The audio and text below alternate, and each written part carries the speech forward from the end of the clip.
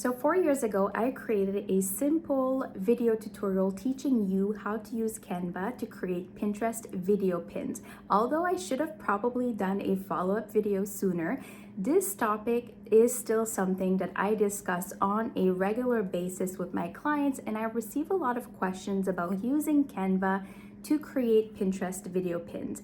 If you have not watched the first video on this topic, you will find it in the description of this video. And today we're going to dive in. You'll learn new tips and tricks, best practices, and I'll also discuss some new tools that you may not know about that may help you in the process of creating or sharing video pins to Pinterest. So now we're back and we're going to dive in right away. So same as before.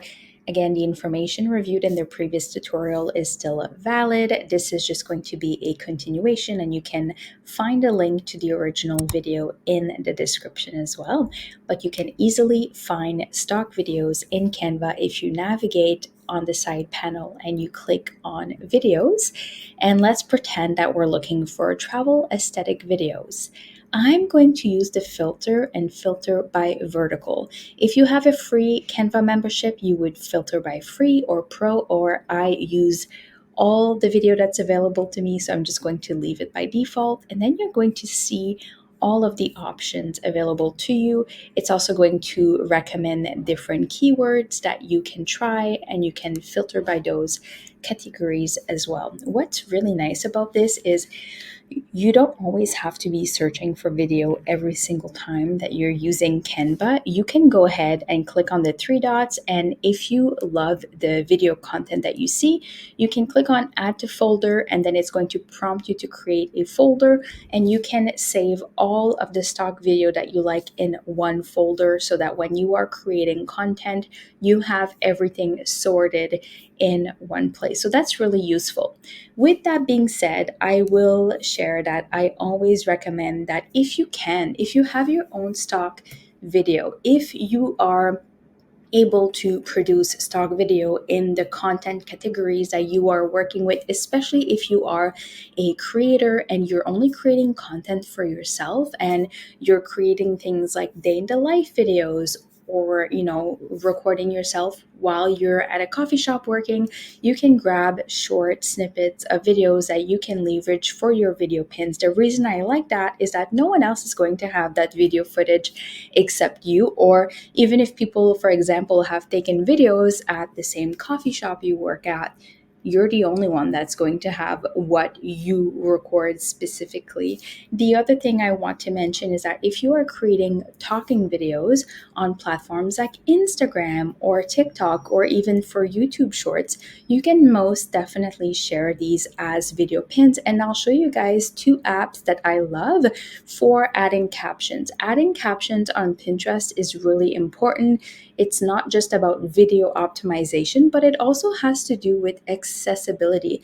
And I'll show you guys the behind the scenes of what that looks like with InShot and the other app called Captions. I show you guys how to add captions with the InShot app and with the app called Captions. And no, that's not a mistake. It's actually called Captions, and I think that's really brilliant. They kept it simple, so it's so easy to recognize. I'm going to show you guys how to add videos to your pins. So quick and easy. If I wanted to choose this one, I would right click, replace background.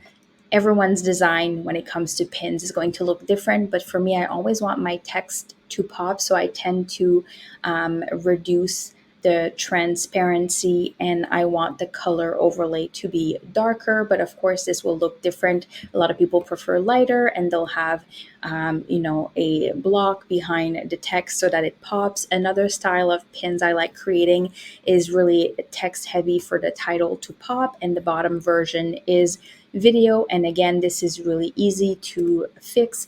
I would take whatever video I find relevant, I will add it in the frame, and then I will go ahead and I'll choose crop and adjust it accordingly. And this is just to give you guys a quick example. I probably would choose something along the lines of a laptop or somebody type in, or maybe somebody looking at a Pinterest account, whatever is relevant to the pin that I'm sharing. But let's dive in, and I'll show you guys how to add captions to the videos that you've already created for TikTok or Instagram, where you are sharing your knowledge with your audience. And then we're going to also review how to use the Pinterest mobile app, which has more features than desktop to publish your videos. It's not necessary or mandatory. You'll see great results if your pins are optimized, whether you use desktop or the mobile app to share your pin videos. But I always love leveraging the tools that Pinterest makes available to me. So I want to show you guys what that looks like as well.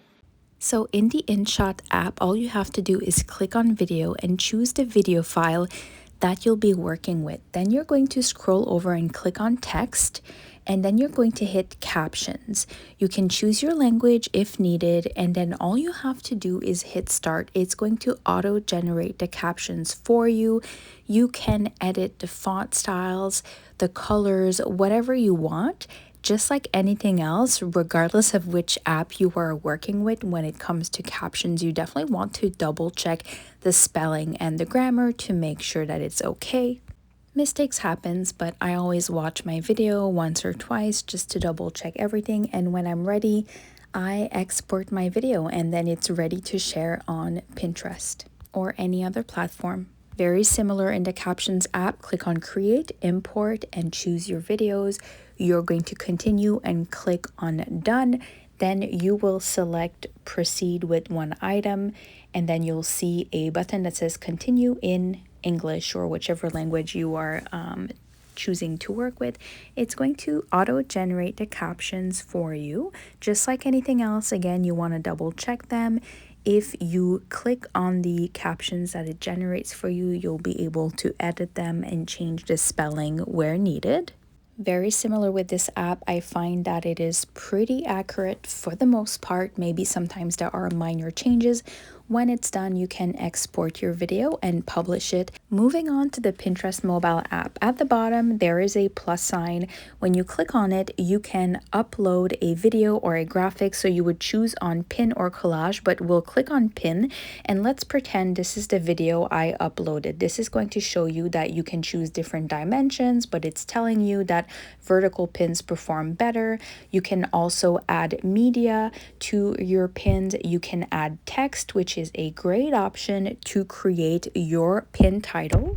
Yes, captions are really important for accessibility when it comes to Pinterest video pins, especially voiceover and talking videos, but your pin titles are essentially also what tells your audience what they should expect. So I highly encourage you to play around with the Pinterest mobile app. You'll find music, there are stickers, filters, really so many features to help you create amazing video pins for Pinterest. Another amazing feature that's worth mentioning is that you can add voiceover to your videos directly from the Pinterest mobile app.